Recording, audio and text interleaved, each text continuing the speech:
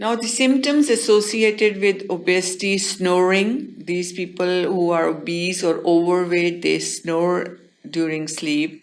Then there is acanthosis nigricans, dark velvety skin around the neck. That's where it is present. Then excessive sweating. Excessive sweating is also common in obese people. Shortness of breath with physical activity because of increased weight and also because of the pressure on the heart. Pumping is affected. This can cause shortness of breath with physical activity in obese individual. Stretch marks are also commonly present.